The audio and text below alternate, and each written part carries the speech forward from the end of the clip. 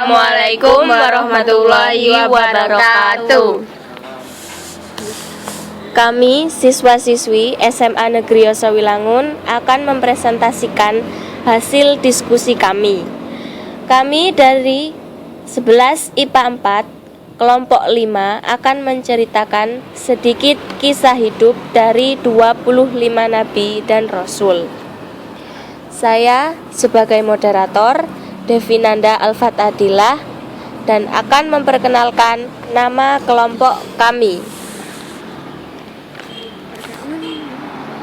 Nama saya Irma Kusnulatifah. Nama saya Mima Triandayani. Nama saya Dinar Yuliana. Nama saya Muhammad Danang Prasetyo. Cerita pertama yaitu Nabi Harun alaihi salam. Nabi Harun alaihi salam adalah saudara Musa dan partner atau pasangan dakwahnya dalam mengajak Fir'aun beriman kepada Allah. Musa mewakilkan urusan kaumnya kepada Harun ketika ia pergi menemui Allah di Bukit Tur. Namun Samiri menyebarkan fitnah, mengajak Bani Israel menyembah patung anak sapi yang terbuat dari emas. Nabi Harun mengajak mereka kembali menyembah Allah.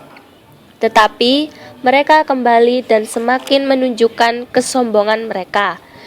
Ketika Nabi Musa kembali dan menyaksikan apa yang dilakukan kaumnya, dia memarahi saudaranya Harun. Kisah kedua adalah Nabi Ilyas alaihi wasallam. Nabi Ilyas alaihi salam diutus kepada penduduk Baalbek sebelah barat kota Damaskus. Dia mengajak kaumnya beribadah hanya kepada Allah dan meninggalkan penyembahan terhadap patung yang mereka namakan Bakla. Nama Ilyasa mengarahkan kepada umat manusia untuk kembali ke jalan Allah, untuk menyembah Allah dan tidak untuk menyembah patung berhala. Nabi Ilyas hanya mengajak penduduk yang mau menyembah Allah. Mereka tidak mau mendengarkan Nabi Ilyas. Nabi Ilyas memberitahu kepada Allah akan mendatangkan bencana yang sangat besar. Namun penduduk yang tidak mendengarkan hanya bisa merendahkan Nabi. Kenabian Nabi Ilyas akhirnya terbukti benar dan seluruh negeri dilanda banjir. Seluruh negeri dilanda banjir besar dan rakyat mengalami kebuluran. Sudah 3 tahun tidak ada hujan di Israel. Maka Nabi Ilyas pun di sana langsung berdoa kepada Allah. Ya Allah, ya Tuhanku, hentikanlah musibah kekeringan ini. Maka Allah menghentikan musibah kekeringan. Turunlah hujan di negeri Israel pada saat itu. Semua orang Israel pun bertaubat dan tidak lagi berbuat maksiat. Berhari-hari mereka hidup nikmat kembali karena musibah kekeringan itu telah berhenti. Perekonomian mereka pun kembali memulih. Namun dengan adanya kenikmatan itu mereka tidak bersyukur kepada Allah. Malahan mereka kembali menyembah dewa dan kembali berbuat maksiat. Nabi Ilyas kembali berdakwah untuk memperingatkan kaumnya agar mau bertaubat kepada Allah. Namun dakwah Nabi Ilyas tidak dihiraukan. Kemudian datanglah bencana besar. Penduduk negeri Israel yang menyembah berhala meninggal. Kisah selanjutnya dari Nabi Ilyasa alaihissalam. Ilyasa atau yang disebut dengan Alyasa adalah nabi selanjutnya untuk bangsa Israel. Pada saat itu Nabi Ilyas sedang dikejar-kejar oleh kaumnya dan bersembunyi di Alyasa. Maka besar kemungkinan Ilyasa juga tinggal di seputar lembah sungai Yordania, manusia yang mudah kembali ke jalan yang sesat. Hal itu terjadi tak lama setelah Nabi Ilyasa wafat. Pada masyarakat lembah sungai Yordania itu sempat mengikuti seruan Nabi Ilyas agar meninggalkan pemujaannya pada berhala. Selanjutnya adalah kisah Nabi Isa alaihissalam. Sebagai putra Maryam, ia bergelar Al-Masih dan dipanggil Ibnu Maryam, putra Maryam. Nabi Isa diutus Allah sebagai nabi dan rasul. Ia lahir tanpa ayah, tetapi bukan karena zina.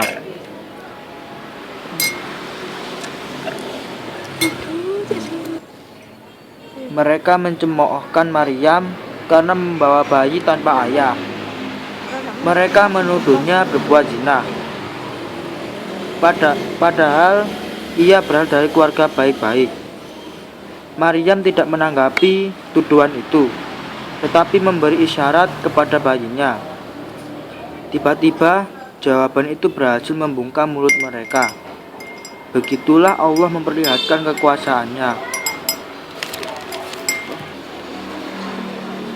Mukjizat Nabi Isa antara lain menghidupkan orang yang meninggal atas izin Allah, menerima kitab suci Injil, menyembuhkan sejumlah penyakit, membuat burung hidup dari tanah liat. Salah satu pengikut Nabi Isa alaihissalam berkhianat. Dengan tujuan palsu, ia mengadu kepada penguasa Romawi bahwa Nabi Isa akan memberontak dan menggulingkan penguasa. Atas petunjuk dari si pengkhianat, tentara Romawi mengepung tempat persembunyian Nabi Isa bersama murid-muridnya. Dalam keadaan berbahaya itu, Allah Subhanahu wa Ta'ala menyelamatkan Nabi Isa. Nabi Isa tidak disalibkan dan tidak pula dibunuh, tetapi Allah Subhanahu wa Ta'ala mengangkatnya. Selanjutnya Nabi Muhammad Sallallahu Alaihi Wasallam. Mukjizat Nabi Muhammad SAW adalah kemampuan luar biasa yang diberikan Allah kepada Nabi Muhammad untuk membuktikan kenabiannya. Dalam Islam, mukjizatnya antara lain Isra dan Mi'raj. Nabi Muhammad juga pernah membelah bulan. Mukjizat yang paling besar adalah diturunkannya Al-Quran kepada Nabi Muhammad secara berangsur-angsur, yaitu 22 tahun, 2 bulan, 22 hari. Surat pertama yaitu surat Iqra, yang artinya bacalah, bacalah, dan bacalah. Gua Hira merupakan tempat Nabi Muhammad menerima wahyu pertama kali yang diturunkan langsung oleh Allah melalui malaikat Jibril. Nabi Muhammad menerima wahyu pada usia 40 tahun. Nabi Muhammad mulai menyebarkan agama Islam pertama kali pada istri, keluarga, dan sahabatnya. Lambat laun Nabi Muhammad menyebarkan pada umat manusia.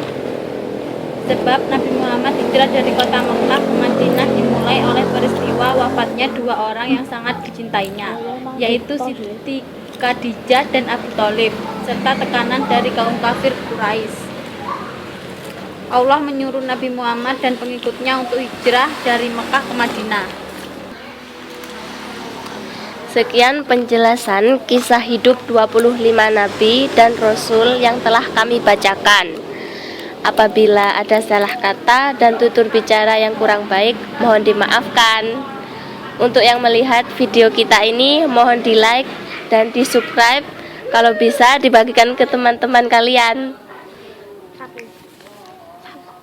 1 like berjuta manfaat bagi kami. Sekian, terima kasih. Wassalamualaikum warahmatullahi wabarakatuh.